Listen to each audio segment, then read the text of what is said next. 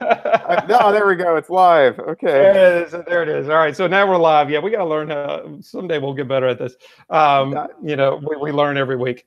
don't Um, think you can. That's yeah, I think we can. We can.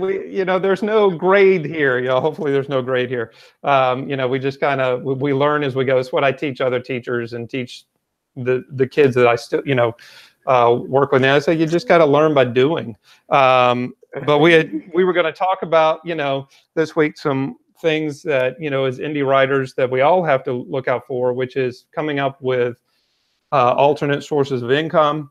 And you had talked, you've taken on a regular 40-hour a week job, it's however long it is, and I'm working on some other business revenue streams, and if we can just kind of talk about that, even in a situation like where you're in, where you've sold a lot of books over the years, sometimes there reaches the need to have a little bit more steady, calmer income source. yeah, and I mean it all stems from the independent publishing industry being it came out of nowhere in the first place.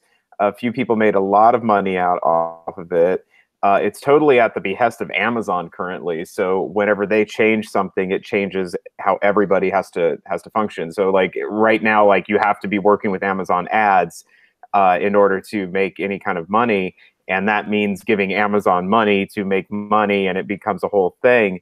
And every time that they have made a new type of change, it has changed the lifestyles of all the authors involved. And for some reason, a lot of people are still under the impression that being an author, you make one book, you sell one book, and suddenly you're J.K. Rowling, or you're sipping tea in Vermont and you don't have to worry about anything. And I think the actual struggle that most people deal with on a day-to-day basis is hidden under this mythology of like great revenue and I sold wool and then I made millions of dollars and all these things. And in fact, those are the outliers. Those are the people who are unusual. And I don't know. I'm still questioning like what the end result of all this is because it's like the Amazon kind of destroyed the traditional publishing industry, Right. and then it destroyed the indie publishing industry, right. And now it's just rubble. And it's like, okay, Amazon won. I don't know, but I think to bring it down to a more practical level, like you have to be adaptive to change. You have to understand that no matter what your hopes, dreams is, no matter what your previous successes are, life is going to change, life is going to move forward, and you have to be willing to adapt to it. And I told my readers that I had never intended to be a children's book author. That was a surprise. So kind of transitioning into something else or transitioning into a different kind of children's book author, that wasn't expected either. And that's just kind of how life is. Like, I wanted to be a screenwriter. I'm in Los Angeles because I wanted to be in the film industry. Right. That didn't really work out. So right. Or for now it didn't. For now it didn't. Yeah, be positive about it. Somebody might buy Monsters Ate My Socks or Monsters A to Z and might option that, and it might get made.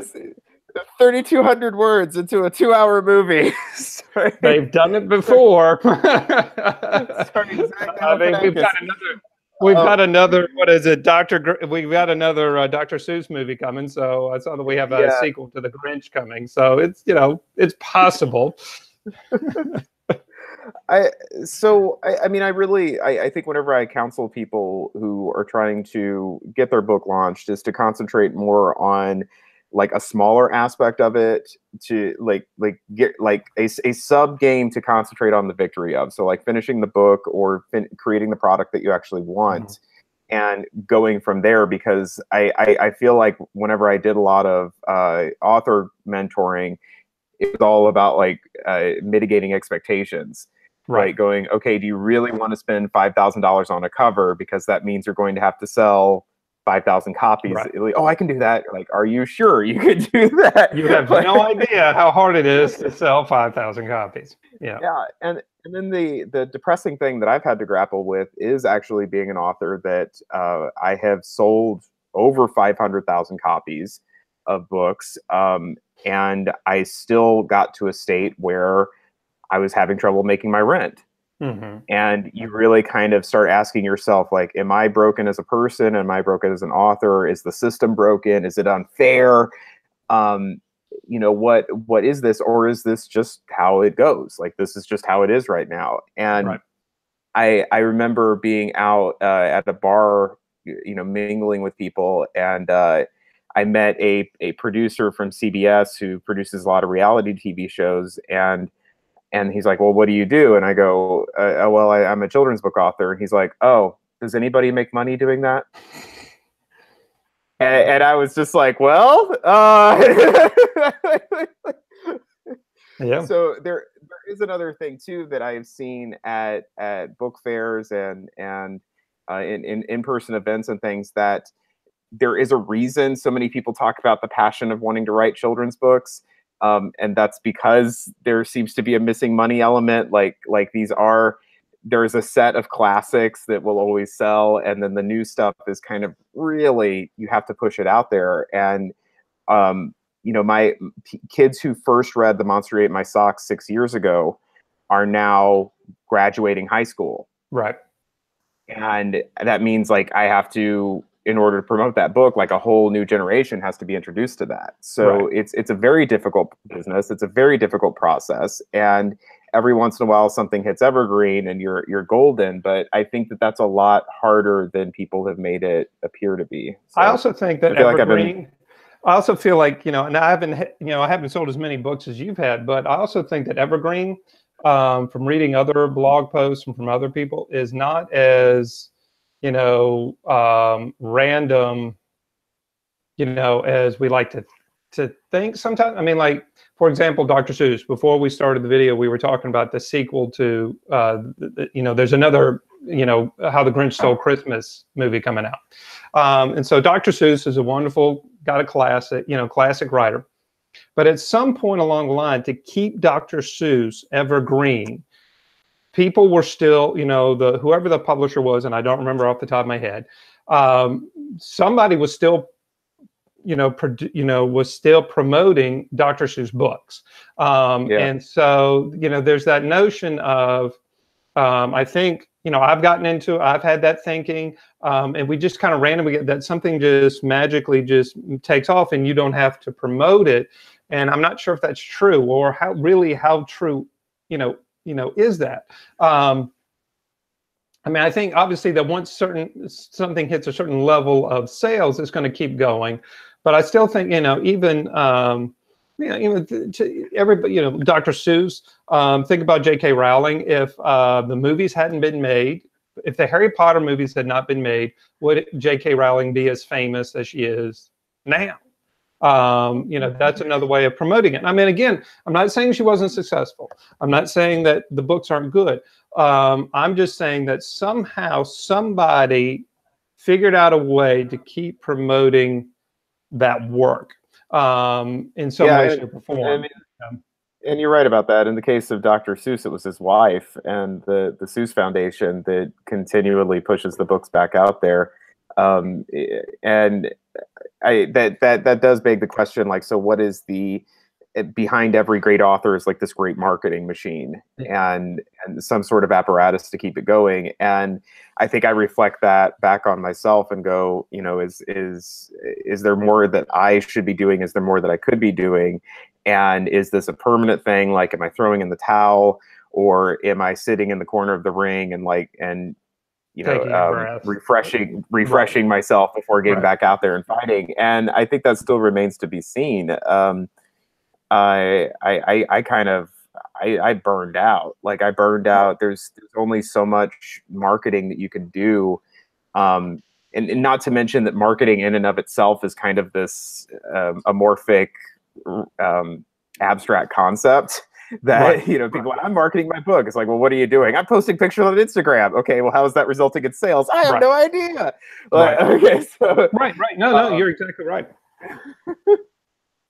So, like, I think any author that's faced with this kind of question is going like, what does this ultimately mean? Like if I launch my book, I quit my job, and now I don't have the money to sustain myself, and I have to go back into the workforce. Does this mean I'm a failure as a writer? Does this mean my dreams are worthless? Does this mean like nobody will ever remember my work? Yada yada. Right.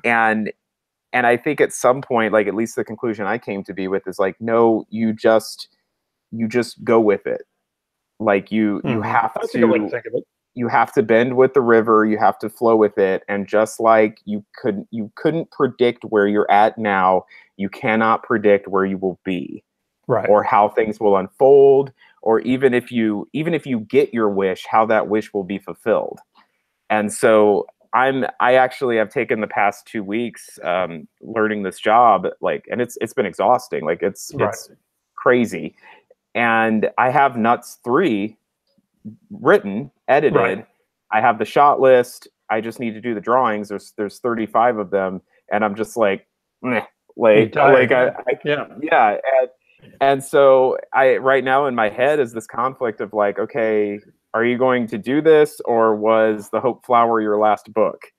Like, is that it? Right. Like, are we just saying, and I even have a release date. Like I'm supposed to release the book on the 21st of September, and I'm still like I don't know. Did you set up a pre-order, or did you just tell your mailing list it was coming up on the 21st? No, I just wrote it down and slapped it on my on my board, which to me is like it's a contract. It's like I take those things seriously. But and I have told my readers like, hey, the third book is coming out. The third book of this highly asked for series is coming out, and so I'm like, I mean, I have one too. I actually have a completed book. Well, it's not. I mean, it's like edited. It's finished. It's edited. It just needs a cover and illustrations. But it's been sitting in the computer for a while because of financial considerations. And it was the second book after my release, my latest one, the Charlotte Morgan book. But I put it on the back burner just for financial considerations, because I need to pay for a cover. I want to have illustrations in it, so I need to have a handful of illustrations in it. So that's a considerable cost. And so for right now, it's literally sitting in on the hard drive, waiting to find an illustrator to get onto that. So I completely understand. But in the meantime, I'm still working on book 3 of that. So I kind of have this theory that when my financial worries calm down, that I can re-release the first book and release 3 books together in some way, shape, or form. Either release them as a set, or release one month, a book a second month, and the book a third month. I don't know. I'm experimenting with what will happen. So yeah. So I completely agree with you on that one.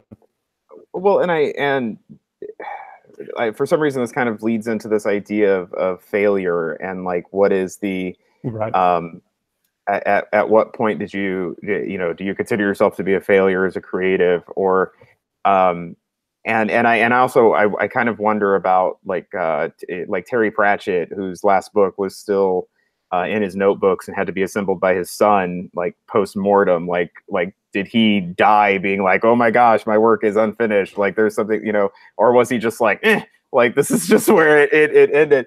And I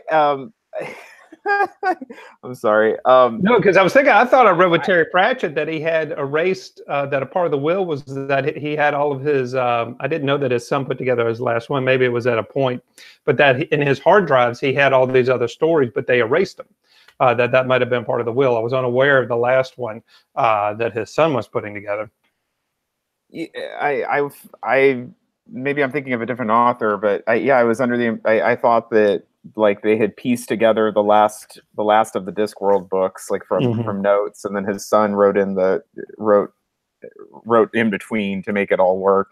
Anyway, so but I really think that like there's kind of realities of life, and I explained to the last class that I taught that artists have always been subservient to something since the beginning of time. So like whenever we were first starting out, we were subservient to sex practices. So all art had to be part of the sex fetish. It had to be fertility. Okay.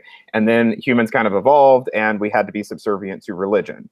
And all artists, all great works of literature were, you know, either for one of the Greek gods, one of the Roman gods, one of the Christian god, or stories.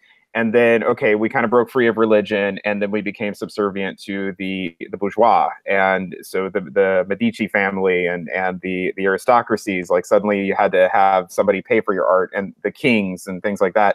And now we're all subservient to capitalism. Right. So, in order for you to live and create as an artist, you have to create something that people want to buy, and that kind of comes into conflict with what being an artist is partially about, which is to kind of screw with people. And I found myself towards the end of this process, like really torn between, okay, I know that this book fulfills me as an artist and won't make money, and this book doesn't, but it will make me money. Right. And it's kind of the same thing. The job that I'm at right now is for a company that produces wall decor. So the kind of stuff that you see at Bed Bath & Beyond, like that you hang up on your walls and things. And it's all taken from trendy art, like stuff that comes in magazines and you can kind of see like it has a little bit of a soul, and then it's stripped and toned down to the point where you can hang it on the wall without it popping out, and it becomes decoration, and that's what sells. That's what people want. And I've been paying attention to this art and just being like, wow, yeah, that is graphically interesting and absolutely says nothing, and you can ignore it. And sell it by the truckload and I feel like it's kind of the same way with the children's books. And you have books that sell incredibly well, like my arch nemesis, like My Monster Farts, that has absolutely no point, no soul, but it makes money. And so you have to, you know, like, do you get a job? Do you pay your monthly expenses in order to create the things that matter to you most? And then it becomes like this heartfelt hobby. Or do you inverse everything, throw everything into being an artist or a writer, and make the compromises that you have to sell to a modern American audience? You know, or is that a false choice in the first place? I'm not sure. I mean, because I would also put this out there. Let's say you tried to make, you know, My Monster Farts, whatever, 2, or, you know, something similar. There's no guarantee that your version of that will sell, and will sell to the level that you need to, you know, that you could live off of. I think at some point, yeah, we can prepare, we can do all this work. At some point, there's a little bit of luck in hitting the numbers or hitting the top. I would say that My Monster Farts is probably one of them. Because I've seen, I think I have the first book just out of curiosity. It's awful. I'm sorry. I was just like, I'm not gonna. I mean, I just kind of looked at it and went, okay. you know, and you just kind of like, there's a randomness. You know, that author hit Amazon at the right time. Enough people talked about it. She was, you know, high up on the charts, which got her free visibility. You know, I had that same exact luck, and this is something that I've chewed over for years. Is like, what, you know. So I did Gordon's Gravy, which flopped, and then The Hope Flower, which flopped, and then The Monster Ate My Socks. And all I was doing was just trying to write what I wanted and make myself laugh, and just knocking them out as fast as possible. Right. And I've been very public that The Monster Ate My Socks took 3 days to write and illustrate, and just popped up on there, and then it just sold and sold and sold and sold. And people are like, oh my gosh, I love it so much. And I'm like, I don't know what you're talking about. I can't even remember like what, until I started, you know, having to read it again for people. So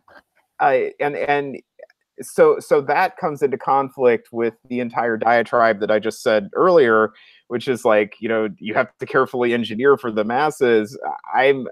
I don't know. Like my first stuff, I was just throwing stuff out there. I had no idea. It was the brilliance of the nouveau, or the naive, and every time I've gone, like, what has happened over the past 6 years was that every time that I did either the artistic, it flopped, or I tried to engineer something, it also kind of flopped too. And I was never really able to recapture like that moment. And that made me question myself as an artist. Like, am I actually producing something really good that people enjoy? Or did I get lucky like my monster farts and just create something that people kind of, whatever. And so that's really been the conflict inside of my head. And Right. I think just getting a job has enabled me to just step back from it and be like, I don't know, like we laid down all of this road work and I don't know where it goes or what it does, but like it's out, it's okay.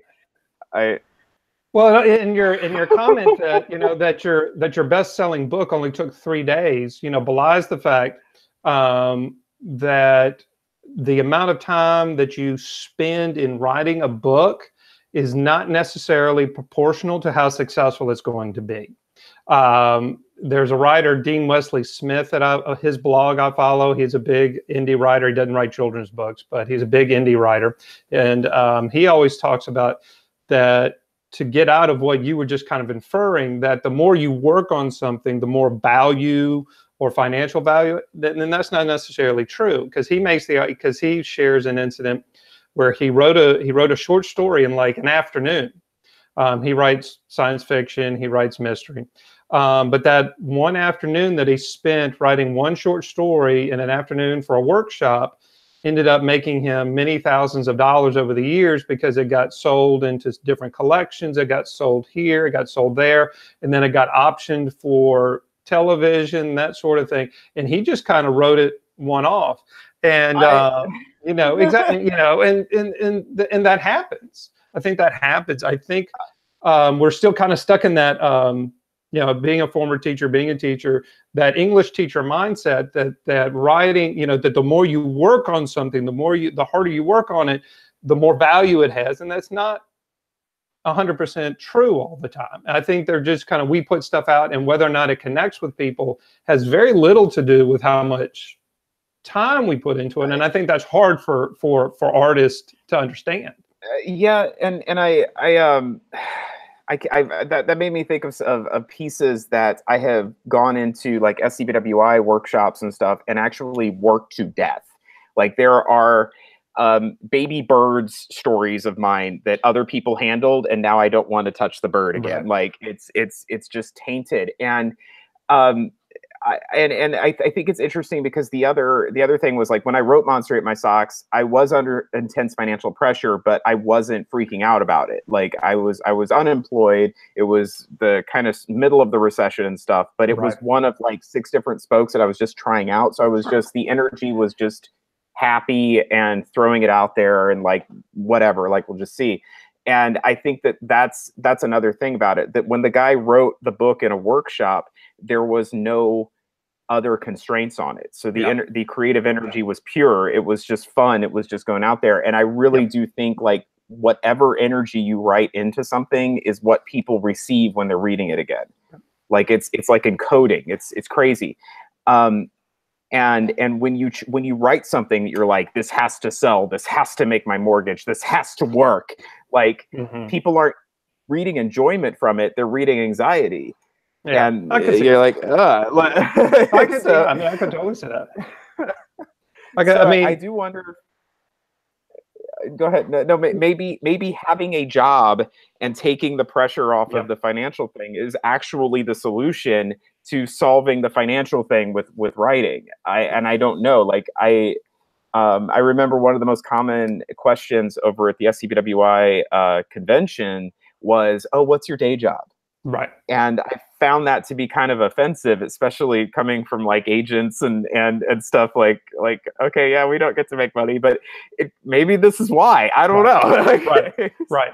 Well, I mean, I did read somewhere that children's books are like the least financially successful, at least within the indie world. I think I saw that on, I'm drawing a blank, another famous woman indie writer that also does a lot of podcasts and that sort of thing. She made some reference, she was just, she wasn't downing children's books. She was just kind of stating a fact. Yeah.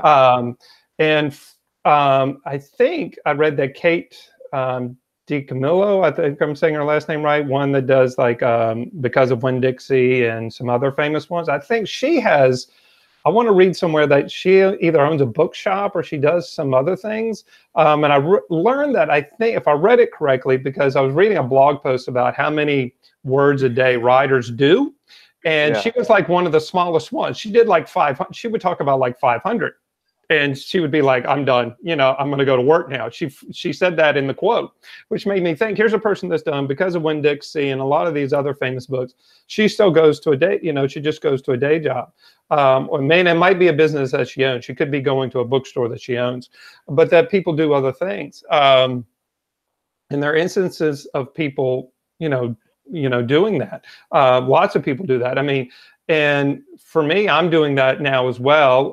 Restarting, it's, we talked about before we started the broadcast, I'm starting to take wedding photography clients.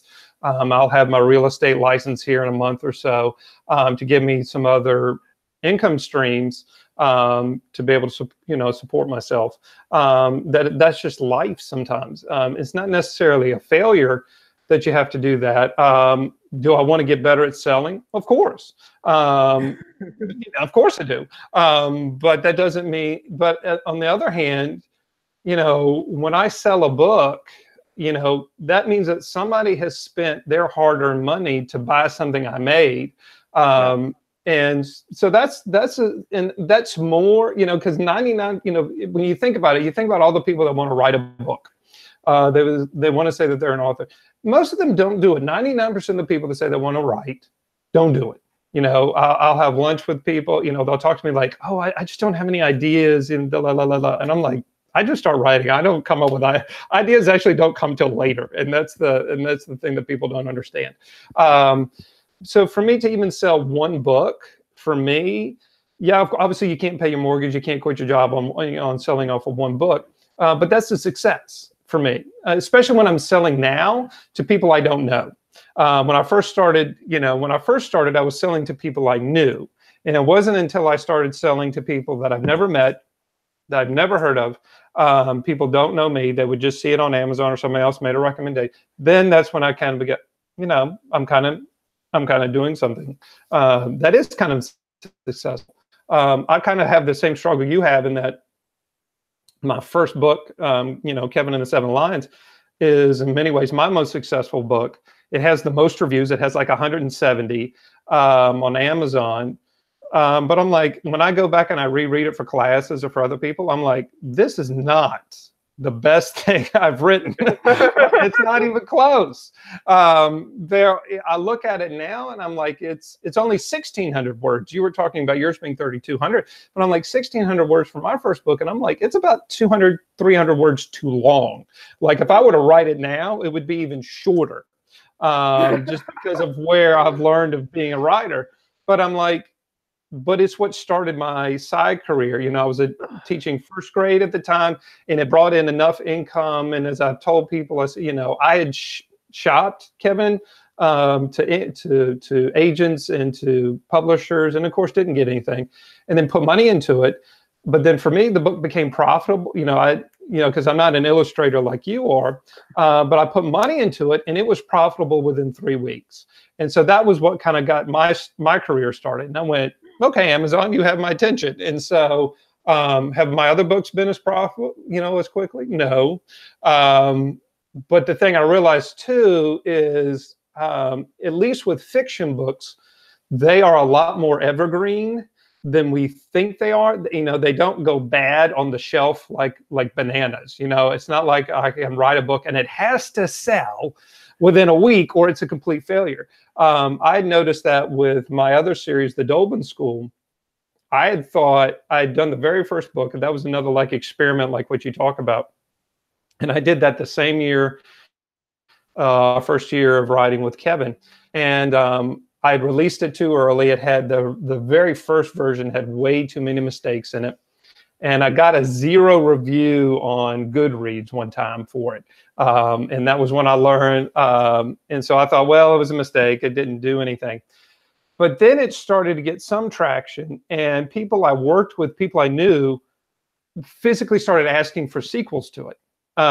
It never took off like Kevin did with the amount of reviews, but more people would ask for Doblin School books than for Kevin books.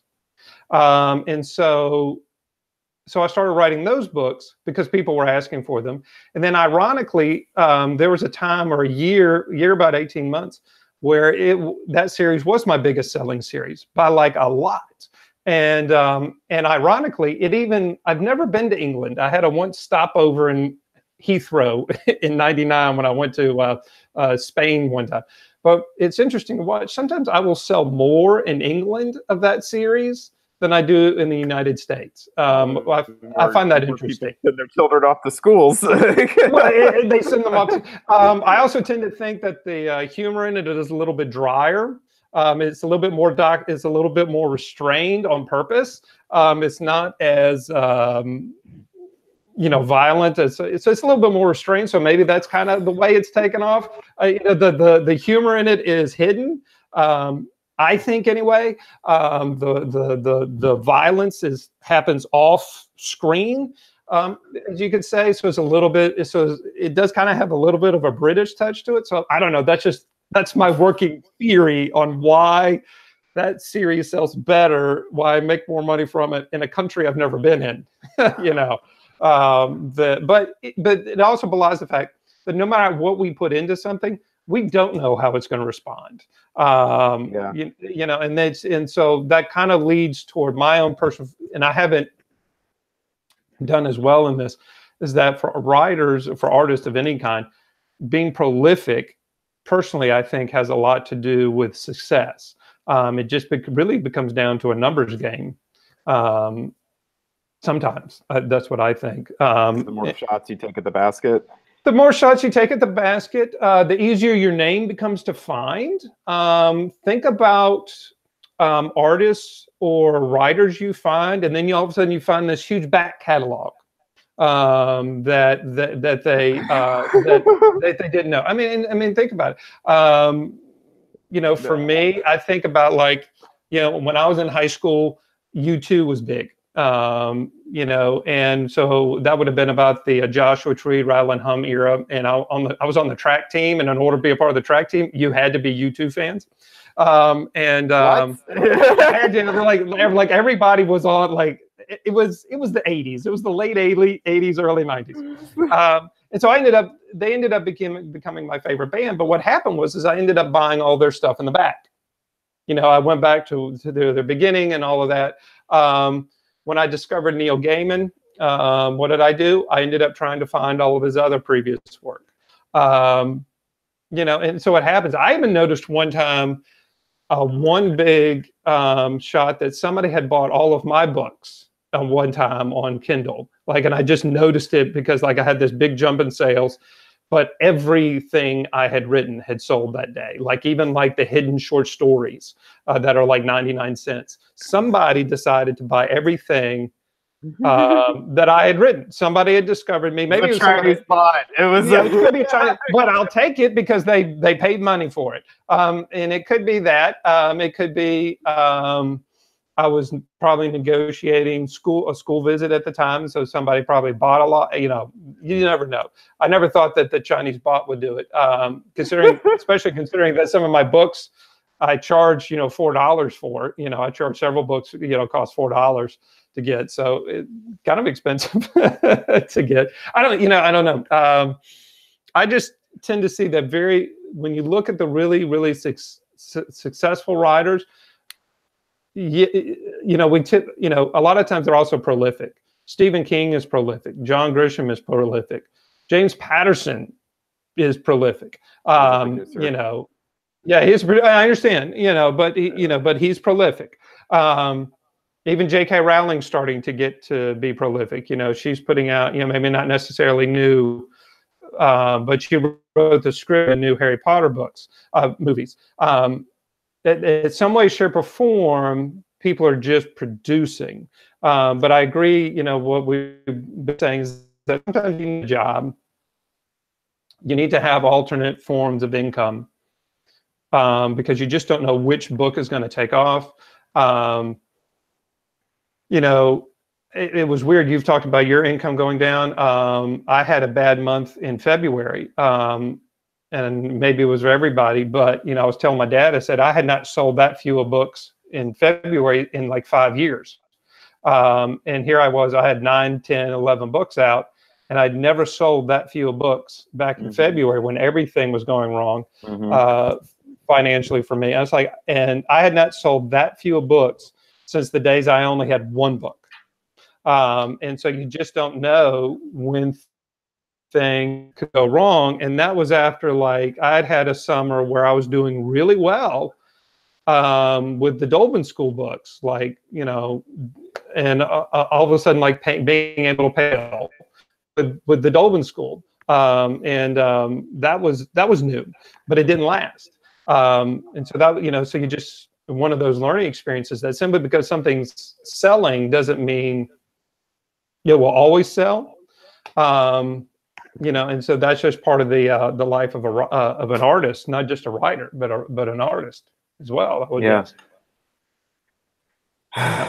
So, actually, it is what it is. Yeah, no, I feel like that's actually a good point to stop or to end it on. Because I just could go on and on, but just anybody that is struggling in this area right now, do what you need to do in order to keep doing what you want to do. It's at the end of the day, like we are all just kind of trying to survive and get by in this world and try to understand things. And I think that any kind of judgment upon the actions that we have to take to do that is misguided. So yeah, I would agree. I agree. All right, man. Good podcast. Good broadcast. I'll stop it now. Everybody, thank y'all, everybody, for visiting. Catch y'all later.